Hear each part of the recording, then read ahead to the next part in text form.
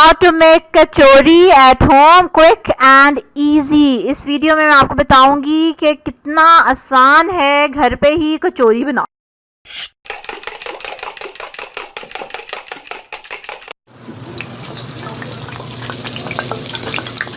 अस्सलाम वालेकुम, welcome to love to cook, you can do it, the best place for easy cooking. 2 cup मैदा है, 2 tablespoon घी और oil, 1 teaspoon salt and milk as required. ज़रूरी नहीं मिल्क लें, आप इसकी जगह पानी भी ले सकते हैं। और राइट, सबसे पहले हम घी और नमक डालेंगे मैदे में और उसको हाथ से मसलेंगे अच्छी तरह से। ठीक है, आपने उसको हाथ से मल मल के सारे को मिक्स करना है और उसके बाद फिर हम इसमें नेक्स्ट स्टेप करेंगे। Right, so just mix mix mix. और अब आपने स्पीड से करना जैसे मैं करूँगी। This is the best part of video editing.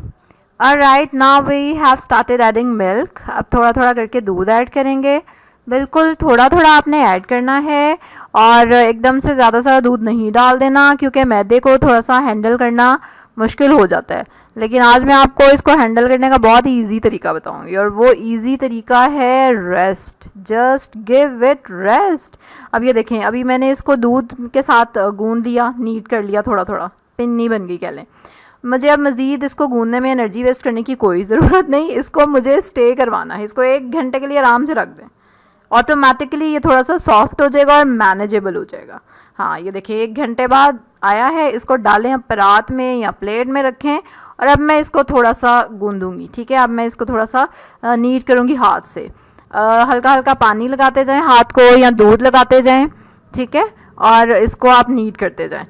कोई 5-6 मिनट नीट कर लें और फिर इसको रख दें 2-3-4 घंटे के लिए फ्रिज में। ठीक है, मतलब फिर जब आपको कचौरियाँ बनानी हो तभी हम इसको निकालेंगे फ्रिज से। लेकिन इतना स्टे इसको कराएं, बजाय कि आप हाथ थकाएं, इसको रेस्ट कराएं। तो इससे इंशाल्लाह मैदा बहुत जल्दी गुन जाएगा और इजीली गुन जाएगा।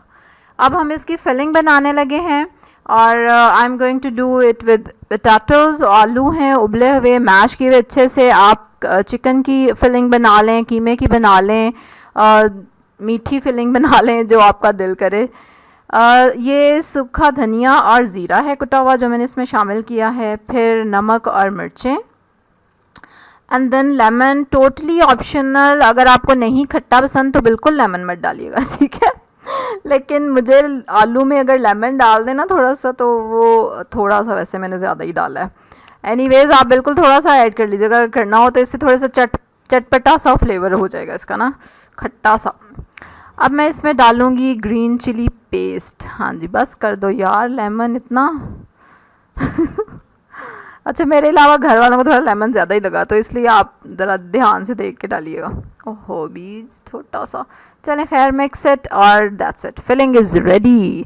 कचौरी वैसे मुझे बहुत पसंद है, और बाज़ार से कचौरी लाए ना तो वो देखने में इतनी मुश्किल लग रही होती है कि समझ ही नहीं आता इतना, और इसमें बहुत मैदा होता है। और इसमें देखिएगा, ये देखें, बिल्कुल इतना छोटा सा आपने पीस लेना है मैदे का, बिल्कुल थोड़ा सा, और उसको हाथ पे ही फ्लैट किया, क्योंकि खाली मैदा ही नहीं खाना हमने। Kachori is a combination of 2 things. मैदा है और उसमें फिलिंग भी है, और बाजार वाली कचौरी में तो सिर्फ मैदा ही नज़र आ रहा होता है। एनीवेज, ये देखें, इसको सिर्फ फिलिंग को रखा थोड़ा सा सेंटर में, और साइडों से करो बंद, और हाथ पे ही फ्लैट करें, थोड़ी सी शेप दें कचौरी की, और बस मज़े की कचौरी तैयार। डीप फ्राई भी आप कर सकते हैं। ठीक है, मैं डीप फ्राई नहीं कर रही, घी अवॉइड ही करना चाहिए जितना हो सके, जितना। ये देखें, आपने जब इसको घी में डालना है ना, तो फिर चम्मच से घी ऊपर डालें। इससे क्या होगा, कचौरी फूल जाएगी। ठीक है, और आंच आपने दरमियानी रखनी है, दरमियानी से हल्की रखनी है। ठीक है, लो टू मीडियम टू लो रख लें। और क्योंकि मैदा ऑब्वियसली कच्चा मैदा, और ये टाइम लेगा गलने में। और इस तरह चम्मच से आपने घी ऊपर डालना है। और कमेंट करके मुझे बताएं किस किस की फेवरेट है कचौरी। मेरी तो बहुत फेवरेट है, लेकिन बाज़ार की कचौरी नो।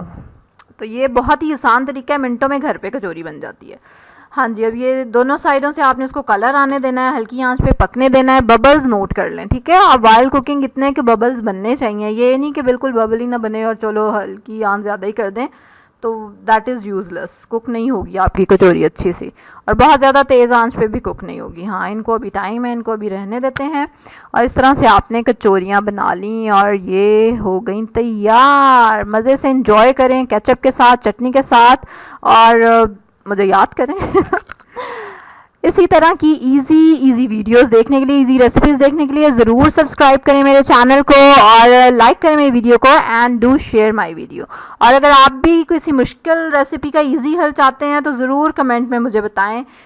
इंशाल्लाह I will try my best to help you out.